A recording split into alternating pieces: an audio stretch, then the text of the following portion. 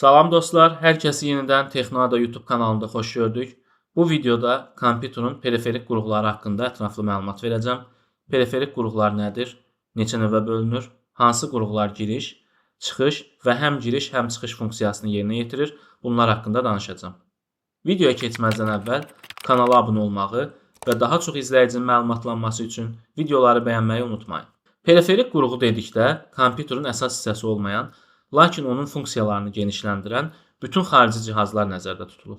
Sadə dildə desək, kompüter təkcə sistem blokundan ibarət deyil. Biz onunla işləyə bilmək üçün klaviatura, mouse, monitor, printer və digər avadanlıqlardan istifadə edirik. Bunların hamısı birlikdə periferik qurğular adlanır. Bu qurğular kompüterə USB, Bluetooth, Wi-Fi, HDMI, VGA, DisplayPort və digər interfeyslərlə qoşula bilər. Periferik qurğular olmadan da kompüter işləyə bilər, lakin bu periferik qurğular bizə kompüterdə idarə etmək üçün, kompüteri daha geniş istifadə etməyimiz üçün imkanlar, şərait yaradır. Periferik qurğular əsasən 3 növə bölünür. Bunlar giriş qurğuları input device, çıxış qurğuları output device və həm giriş, həm çıxış funksiyasını yerinə yetirən input-output device'lara bölünür. Giriş qurğuları haqqında danışsaq, bu giriş qurğuları istifadəçidən məlumat alaraq kompüterə ötürən cihazlardır. Başqa sözlə desək, bu qurğular kompüterə əmr göndərir. Bu qurğular hansılardır? Gəlin ətraflı tanış olaq. Klaviatura kompüterdə ən çox istifadə olunan giriş qurğusudur. Klaviatura vasitəsilə mətin yazılır, əmrlər verilir, qısa yol düymələri istifadə olunur, oyunlar idarə edilir. Klaviaturalar növlərinə görə də membran klaviatura, mexaniki klaviatura, simsiz klaviatura və RGB oyun klaviaturalarına bölünür. Müasir klaviaturalar USB və ya Bluetooth vasitəsilə qoşulur. Mouselar ekran üzərindəki kursoru idarə etməyə imkan verir. Əsas funksiyası klik etmək, faylları seçmək, obyektləri sürükləmək və menyuları açmaqdır. Mouselar da növlərinə görə optik, lazer, simsiz və oyun həvəskarları üçün xüsusi oyun mouselarına bölünür. Mikrofonlar İnsan səsini rəqəmsal siqnala çevirərək kompüterə ötürür. Onlayn dərslər, Zoom görüşləri, oyunlar, səs yazıları və YouTube videoları üçün istifadə olunur. Web kameralar görüntünü kompüterə ötürən giriş qurğusudur. Ən çox video zənglərdə, onlayn görüşlərdə, dərslərdə və təhlükəsizlik sistemlərində istifadə olunur. Skanerlər kağız üzərində olan sənədi və ya şəkli rəqəmsal formaya çevirir. İş yerlərində, məktəblərdə və dövlət qurumlarında geniş istifadə olunur.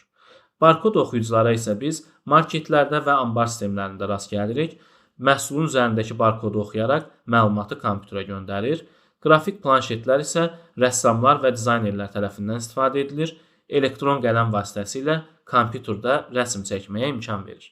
Çıxış qurğuları kompüterdə emal olunan məlumatı istifadəçiyə təqdim edir. Çıxış qurğuları da müxtəlif növlərə bölünür. Bunlar hansılardır? Gəlin onlarla da tanış olaq. Monitorlar kompüterdə baş verən bütün prosesləri vizual şəkildə göstərən əsas çıxış qurğusudur. Printerlər elektron sənədləri kağız üzərinə çap edən çıxış qurğusudur. Printerlərin də fərqli növləri var. Bunlara inkjet printer, yəni maye mürəkkəbdən istifadə edən printer, lazer printerlər toner vasitəsilə işləyirlər.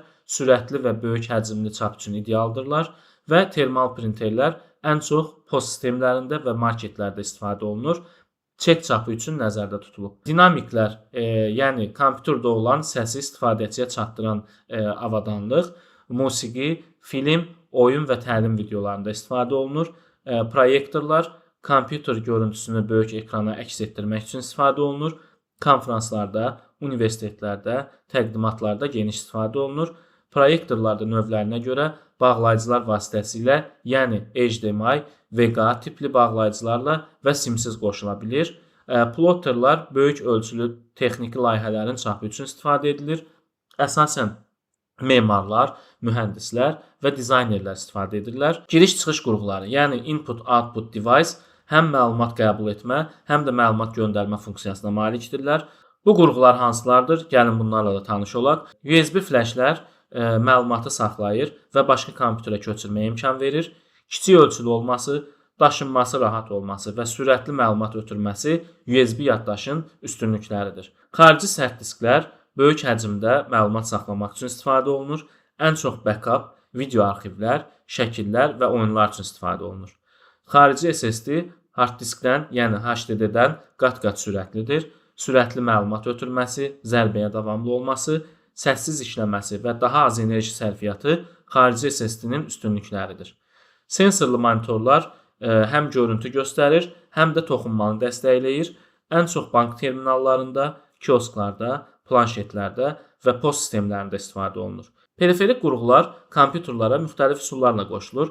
Ən çox istifadə olunan bağlantı növləri isə USB, Bluetooth, Wi-Fi, HDMI, Display, VGA, Ethernet kimi bağlantı üsullarıdır. Bu videoda kompüterin periferik qurğularının nə olduğunu, hansı növlərə bölündüyünü və hər bir qurğunun hansı funksiyanı yerinə yetirdiyini ətraflı öyrəndik. Videonu izlədiyiniz üçün təşəkkürlər. Kanala abunə olmağı və daha çox izləyicinin məlumatlanması üçün videoları bəyənməyi unutmayın. Növbəti videolarda görüşənədək.